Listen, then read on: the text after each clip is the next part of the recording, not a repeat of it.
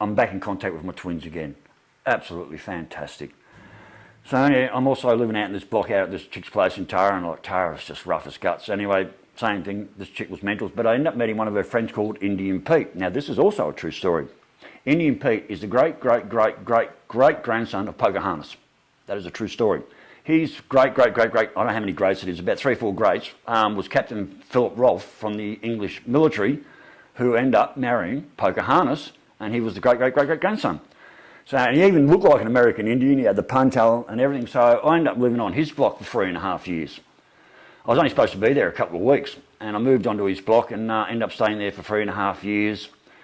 And then I got to the point where I managed to get my block out of Tara. I bought 33 acres. I'd lined up this block through the local estate agent, and it was all going through on this really shaky hand deal where, you know, like, I can't remember how they call it. So you live on the block and you pay it off while you live there and so forth, but they can cancel at any time. So I made this deal privately with these people, and I sort of kind of went through the real estate agent, and then anyway, so I just moved out there. I hadn't paid a deposit, hadn't bought the block or anything. I just went out there and landed on this block and just parked there.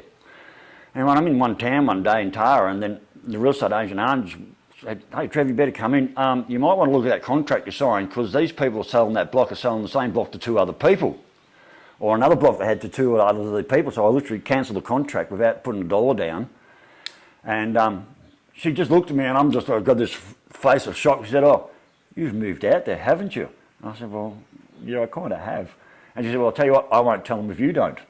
So she didn't tell the people I was supposed to be buying this block of land on that I actually moved onto their block. So I'd been out there about 2 years at this stage, and then and was saying, "Look, they're starting to get really antsy and they're looking to sell." And then all of a sudden I had people starting to show up on the block saying, "Oh, it's just a block that's for sale." I said, No, it's the one down the road, not this one."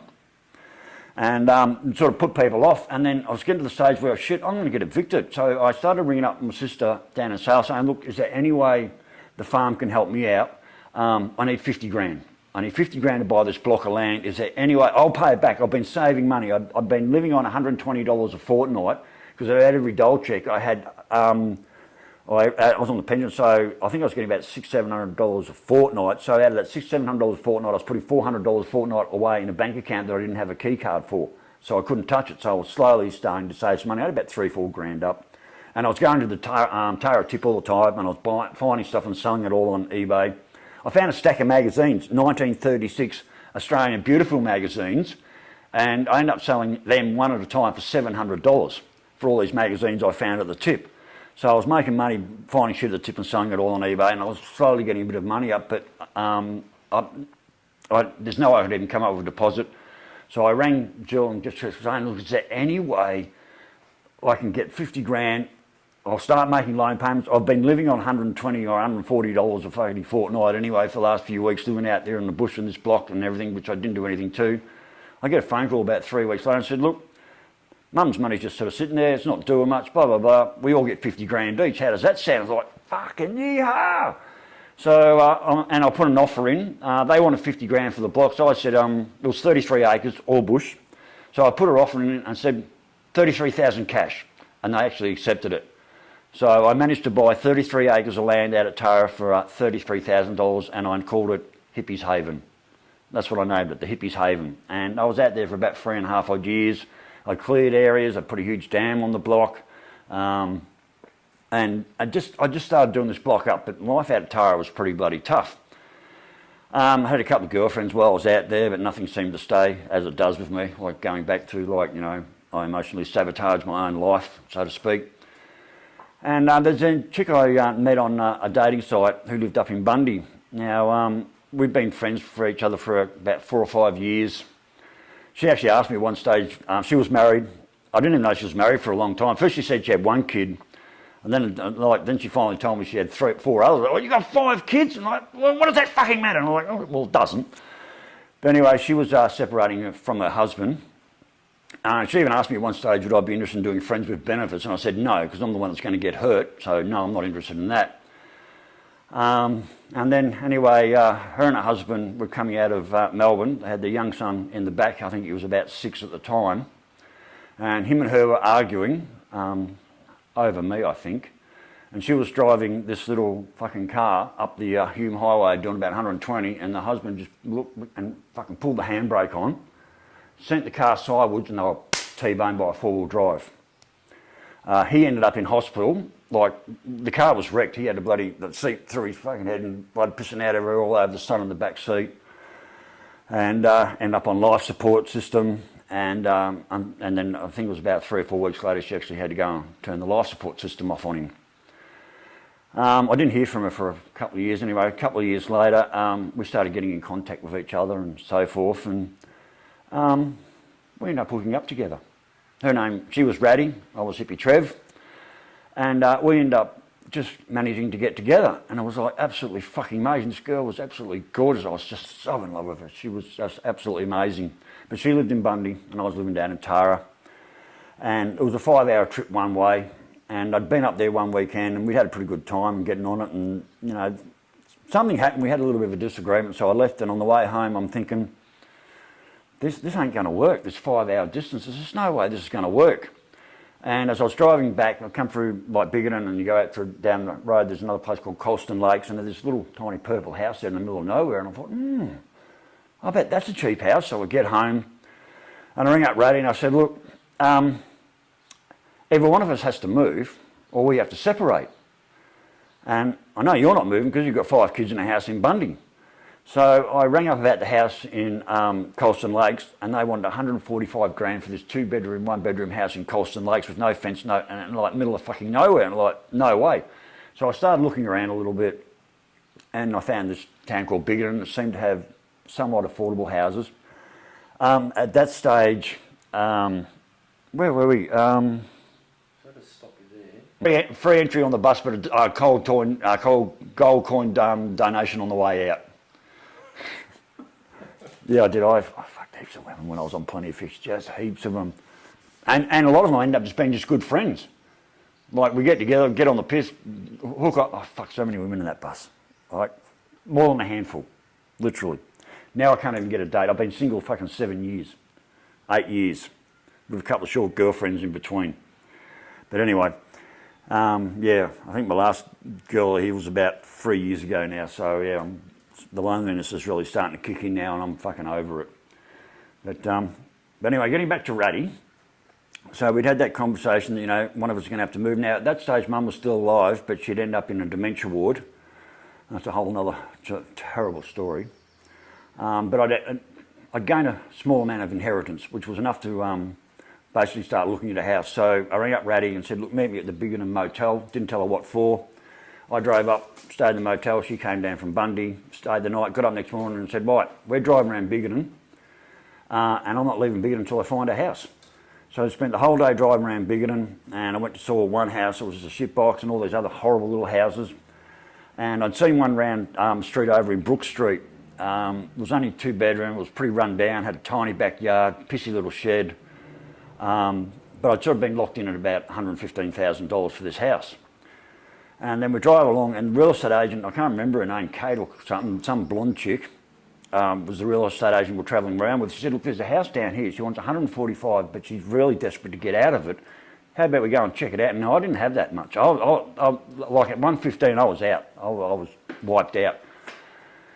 So anyways, we pulled in and came in, had a look at the house. It was a 4-bedroom house, had a shitty little bloody driveway, tiny little fence out the front, and just a rundown shed down the back, but had a really good inside backyard. Went in, had a look around, ended up having 2 toilets and a chook pen down the back. And I'd already made an offer on the house with another real estate agent for the one on Brook Street for 115. I come back to the motel, I'm sitting there with Rachel, and I'm keep ringing this blonde chick up saying, look, you know, will they take 100? Anyway, I got the house I'm in now, I got that down to $115,000, and they agreed to it. And I was like, holy shit, so I had to ring up the other estate agent. He just told me off for wasting his time. I said, well, mate, I've got a better bloody deal. So that's basically how I ended up getting my house up here in Biggenden, and basically went back to Tara. My son had just flown in from England, Isaac, and I'd set him up on my VF 1000 motorbike and sent him off down the road, and he went off on a couple of weeks tour and then come back and helped me pack up my block on Tara. My friend Tara Tracy, who had owned the Tara Apartments, who I ended up working for quite a long time, just as her cleaner in Tara. she knew a guy that had a camel truck, so he dropped the truck off at my block in Tara, and I spent a whole week just loading everything out of my shed into this truck. Like, it was overloaded.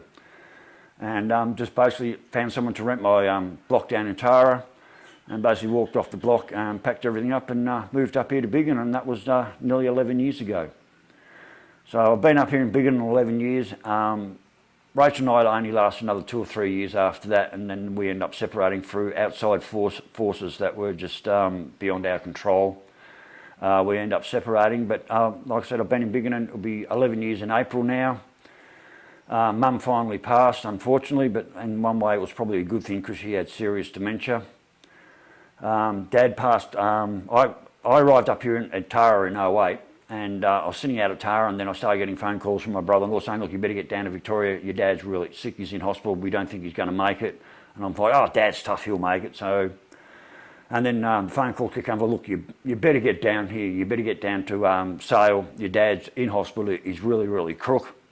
So I load up my VF1000, I was at Indian's Place at the time, and I started making my way down to Victoria. I'm just north of Dubbo, between a place called Peak Hill and some other joint. I'm just down the highway, I'm just boring along this 140k on my bike, and I come up behind this black four-wheel drive, short four-wheel drive like a Jeep or something, and had P-plate on the back. So I just round the corner, I look over, and I look in the window, and there's these two young guys with faces as red as fucking beetroot. Like, Jesus. Pull up in front of them and sort of go to get going, get back up to speed. I look at my mirrors on the bike, and they're up my arse. At 140 k's, they're up my fucking arse. And I'm like, I speed up to 150, they're up my arse. I'm up to 160 k's, they're up my arse. These guys are trying to fucking kill me out on this bike, middle of nowhere, no cars coming in either direction, somewhere between Dubbo and Peak Hill or one other little town out there. And I'm like, oh fuck, you know, car versus four-wheel drive, who's going to win? The four-wheel drive every time. I had no security whatsoever, so basically I let them pass me. Anyway, I let them pass me, and next minute, I got live stubbies coming out the window, dropping in front of me at 140k. They're lobbing stubbies out the window, full stubbies in front of me, out the window, dropping in front of me on the bike. I'm getting sprayed with glass, I'm getting sprayed with fucking beer, and all this sort of shit. It's like, holy fucking shit. And this kept going on for quite a few kilometres, and like, these guys are bloody crazy, and they're young P-platers. So I just pulled up, I just stopped the bike and just let them fucking go. I'm over this. I got the shakes. Now, I've never been terrified on a motorbike in all my life. I've done all these Nullarbor crossings, I've ridden all over Australia. You know, I put 90,000 k's on that VF1000. Never had a problem in my life. Now, it's also the very first time I've ridden without wearing my scunge, like my denim jacket with all my patches. I was just in the black leather. So anyway, I let these pricks go, decide to get going again. I'm riding along, and as I go past, they're parked on the side of the road. And watch me go past, and they get straight up. Now, I was at 190 plus k's all the way into the next town before I could pull over, because there's no way I was stopping out there, but they chased me at 190 k's for about 15 or 20 kilometres into the next town, where I just pulled up, got off the bike, pulled my helmet off, and they just literally just drove past like nothing had happened.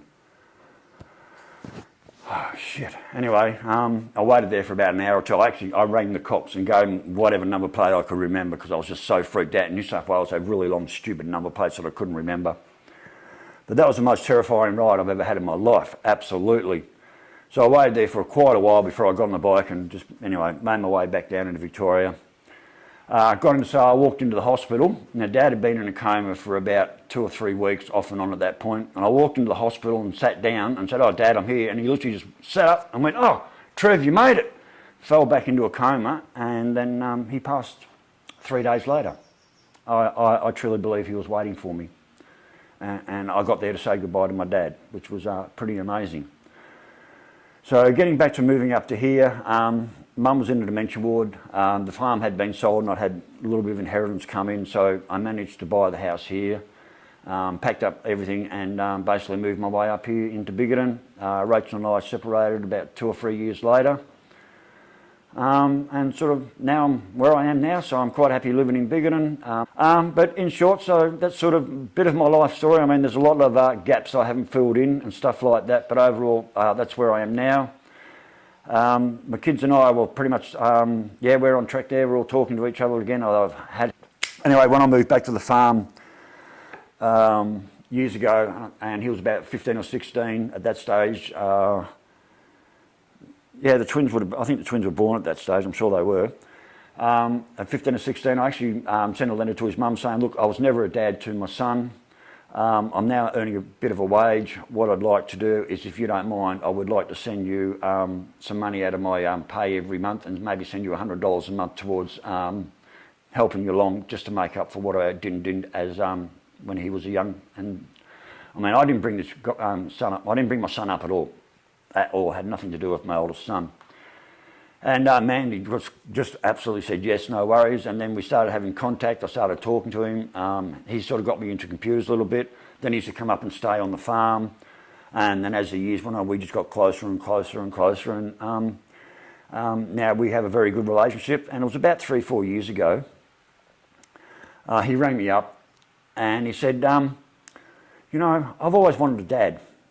And when Mum was with this guy, Nick, he forced me to call him Dad, and I absolutely hated it, and I didn't want anything to do with it, and so forth. I mean, by this stage, my oldest son's in his late 20s, nearly 30, kids of his own, and he just rang me up one day and said, Nick always made me call him Dad. I hated him. I always wanted a dad. Would you mind if I call you Dad? And I'm like, oh my God. Of course, of course. You know, I never raised him, but I did get to know him in his later years, and he's just this top guy. But the fact that he actually rang me up and asked if he could call me Dad, like, that's pretty bloody amazing. So anyway, I think that'll just about do it. Like I said, there's heaps of other stories in there I could tell, but it's sort of getting a bit long-winded. But you get the overall gist of I'm a stolen generation, but white, and the product of a rape victim. And I made a comment on my Facebook the other day about maybe taking a DNA test to find my real dad. Like I said, he's probably gone by now. Like, he would be in his 80s plus now, because like Mum was like 15 at the time, and they were just young teenagers, or, you know, well, they obviously had a car, so they were sort of in 19 or 20 years old at that stage. I'm 62 now, so that would have put them in their, like, easy into their 80s. So my natural dad's probably, he's passed by now, no doubt about it. But I probably do have siblings out there that I have no idea about, and other things. And, you know, I don't know, maybe there's a reason there, I don't know. I'm not sure if I'm going to follow up or not, but that was sort of the plan, how all this come about, having this conversation. So anyway, world, I'm Hippy Trev. That was my... do that again. Anyway, world, I'm Hippy Trev. That was my story, and I hope you like it. Thank you. Bye.